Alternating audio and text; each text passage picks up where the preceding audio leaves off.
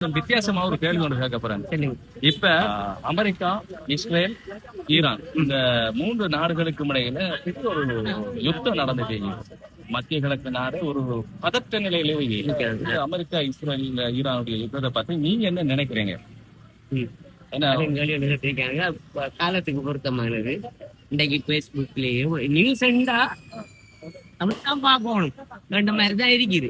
Hamas யுத்தம் எப்படியோ, Israel இது, அமெரிக்கா இந்த கொள்ள.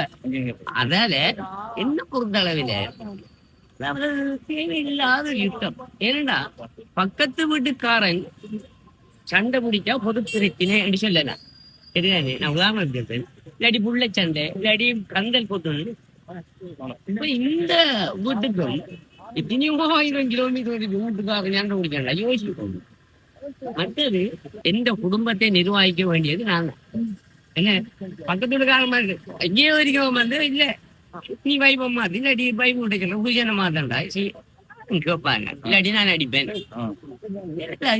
எவ்வளவு பிரச்சனை மக்களுக்கு. மக்களோட உலகமே பிரச்சனையா இருக்குது. ஏன் இது தேவையில்லாத பிரச்சனை சொல்றாண்டா இதுக்கும் சம்பந்தம் இல்லாம இன்றைக்கு மக்கள் கஷ்டப்படுது. இன்னத்தானே உங்களுக்கு தெரியும் தானே, இப்போ ஒவ்வொரு நாட்டிலையும் ஒவ்வொரு வளங்கள் இருக்கு. அந்த வளம் இங்கே தேவைப்படி இந்த வளம் அங்கே இப்ப இது ஒரு தடையா இருக்கு. அவங்களால இந்த வளங்கள் அங்கிங்க போறதால தடை மக்கள் எவ்வளவு கஷ்டப்படுவேன் அவங்களுக்கு தெரியாது.